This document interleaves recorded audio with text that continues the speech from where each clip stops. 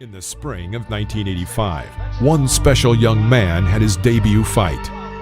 Back then, no one knew he was destined to become one of the most recognizable boxers in history, Mike Tyson. He broke into the ring, demolishing one opponent after another on his path. His youth, speed, and powerful onslaught made his fight spectacular. In this episode, we will show you the destructive power, the lightning speed, and the malicious aggression of the legendary Mike Tyson. Mike Tyson versus Ricardo Spain. The fourth fight in Mike Tyson's career took place on June 20th, 1985, at Resorts International, Atlantic City, New Jersey. Mike Tyson's fourth fight. First fight in front of a big-time audience, though. This time not in. Mike Tyson. After a series of 12 unanswered strikes by Tyson, Spain tried to mount a comeback with a clinch. In an instant, Mike hits with a left hook, sending Spain to the deck. It's like a steam hammer. As Ricardo Spain has already found out. Boy, that was quick. Boy, that was fast. Boy, that was found out. Leaning on the ropes, Ricardo rose at the count of 8. As soon as the referee gave the command to continue the fight, both boxers went on the attack. Both missed their targets, but Mike Tyson was faster and immediately landed a left hook to Spain's jaw. Ricardo's knees bent, which saved him from 2 more blows, but the referee stopped the bout. Absolutely destroyed him there. Well, we wondered, didn't we, when we saw the Halpin fight? Mike Tyson versus Michael Johnson. Mike's 8th fight, which took place on September 5th, 1985. The fight, like most of young Tyson's bouts, did not last long. Only 39 seconds. There he goes. He's just going to pull. After the first exchange of blows and a powerful left hook to the liver, Johnson was knocked down to the floor of the ring. Because down he goes. The left hook just buried him, dug him in the ribs. I think it was a left and a right. The referee counted and gave the command to continue. The fight quickly began again, and Tyson hit Johnson with a powerful right cross, knocking him out. And he put it all there. The right to the head, and it's all over. Goodbye. I hope he's not hurt because that was a brutal, wide-open punch. He did not have his guard up, and Mike Tyson just... Mike Tyson versus Robert Coley. The 10th fight in Mike Tyson's career took place on October 25th, 1985, at the Atlantis Hotel, Atlantic City, New Jersey. The scheduled 8-round match began quickly and ended just as quickly, all in the style of the young Mike Tyson. In the first round, Tyson crushed this taller opponent at just 37 seconds, taking him down with a powerful left hook.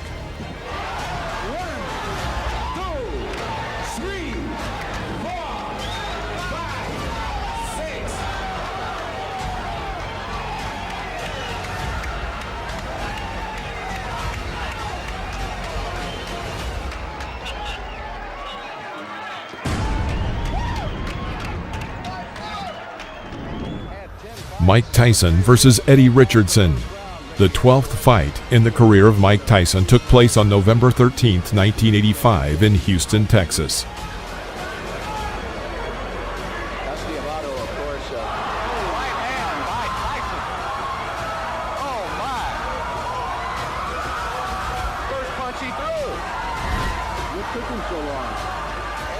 There were a lot of spectators in the hall.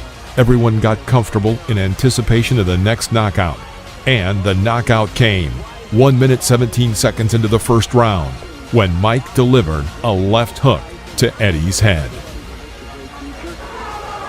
They can find some fights from left hand almost drove Richardson right through the canvas. He not only knocked him down, but he absolutely carried him through the air. And it's over. I see right now a major flaw and problem in Mike Tyson's career, and that's going to be to have a fight that lasts long enough.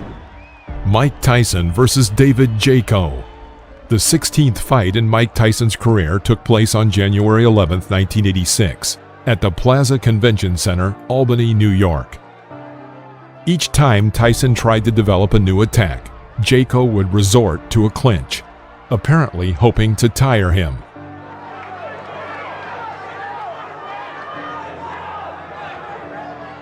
After one of these combinations, a strike landed on David's head, and he found himself knocked down into the corner of the ring.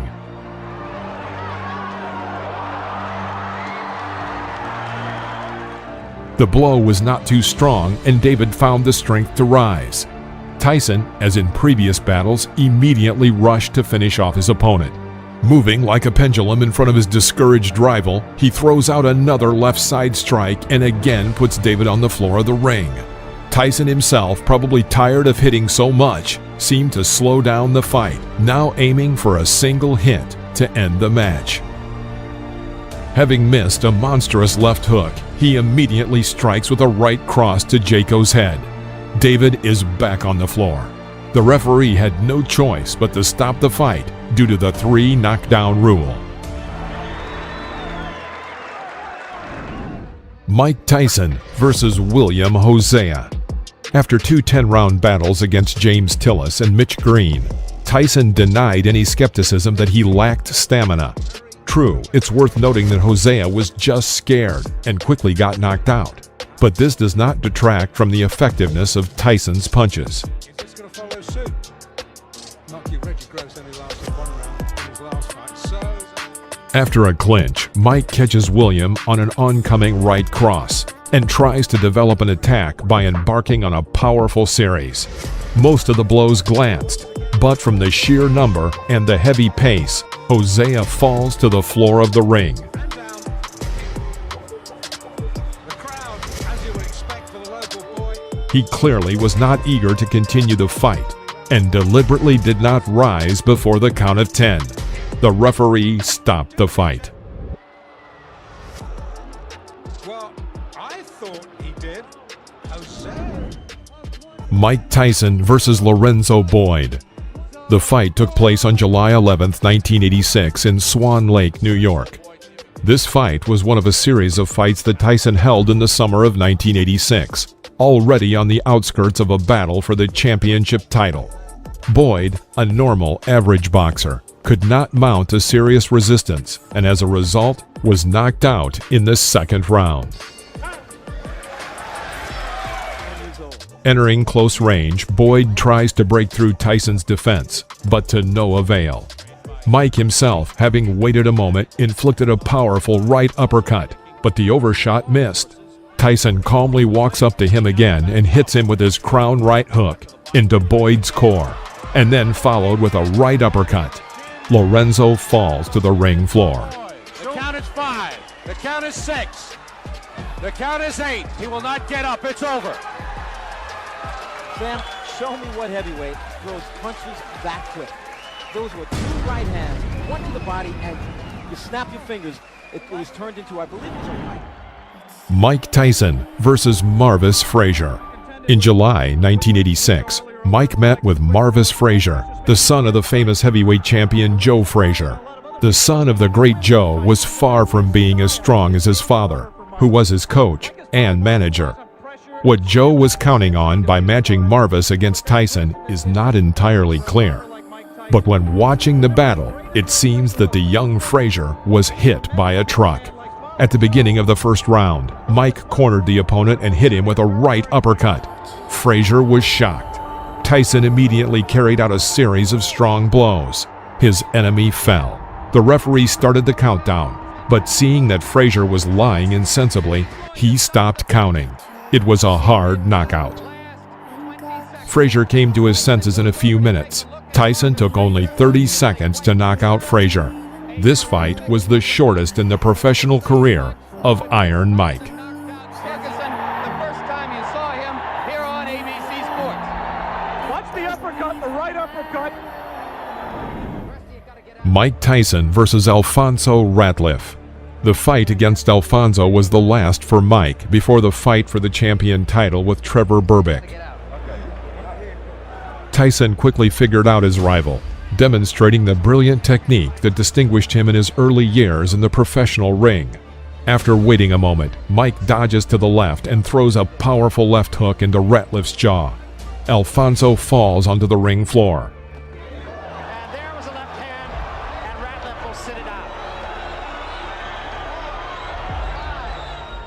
Climbing to his knee, he waits until the referee counts to 9 and gets up. Mike Tyson rushes to finish and shoots a series of 8 hits. Ratliff finds some relief in a clinch. After the referee breaks the clinch, Tyson begins beating Ratliff near the ropes. Can the man finish? And Tyson has left little doubt about that so far. Right hand, that should be just about it. Davey Pearl looking very closely. And that's all. It's over.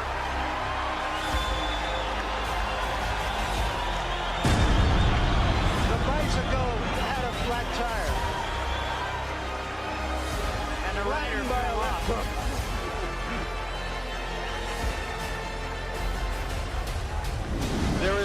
Mike Tyson versus Pinklin Thomas.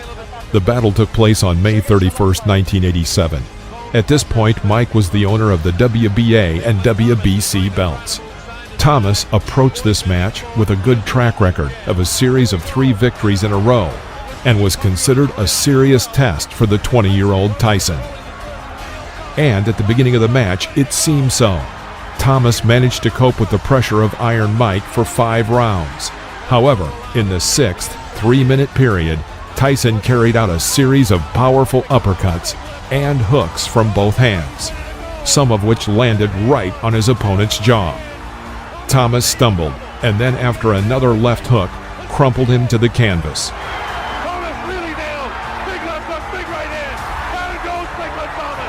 Out of 11. He did not have time to get up before the end of the count, and the referee stopped the match.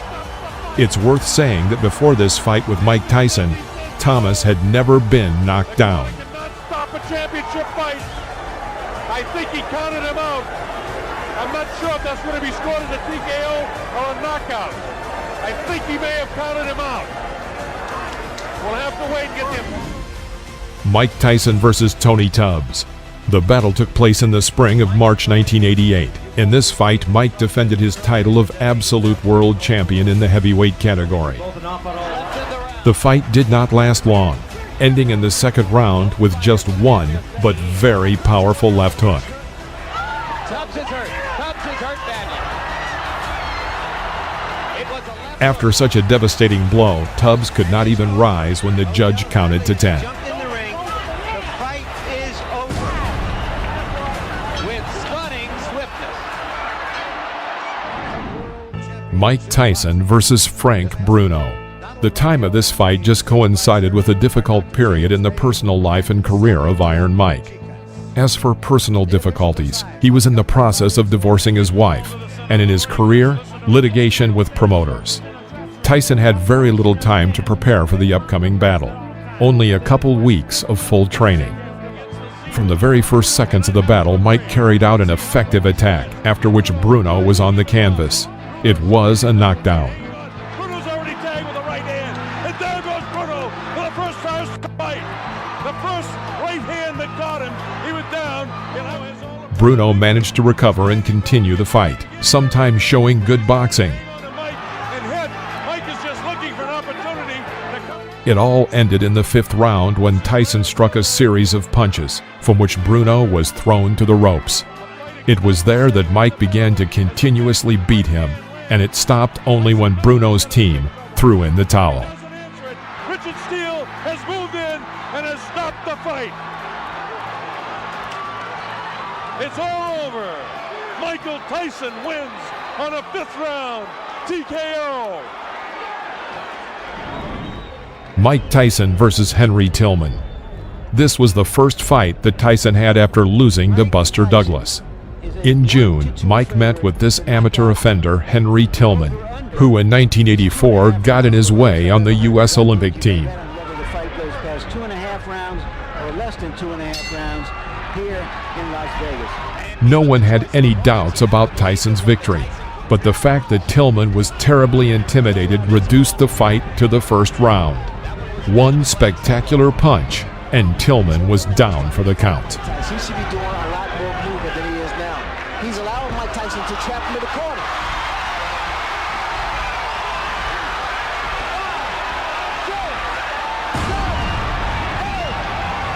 That'll be enough.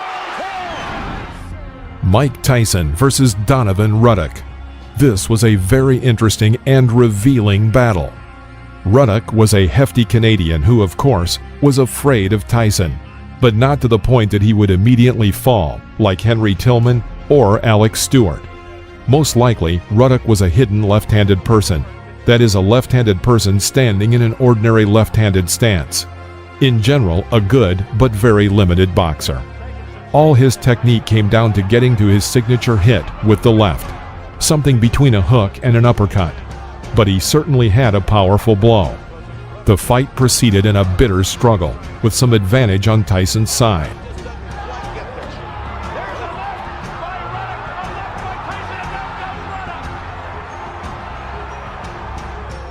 In the 7th round, he hit Ruddock's jaw with a left hook. Ruddock staggered and leaned on the ropes. Mike Tyson rushed in to finish off the opponent, but the referee, Richard Steele, suddenly stopped the bout, calling a TKO.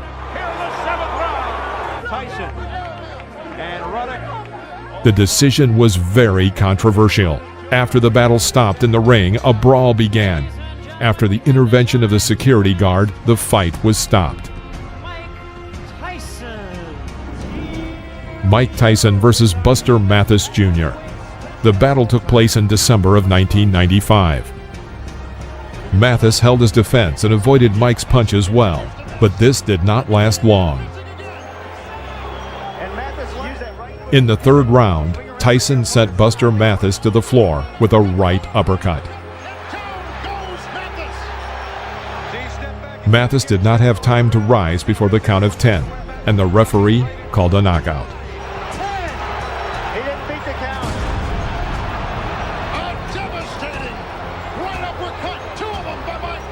And he is knocked down Buster Mathis Jr.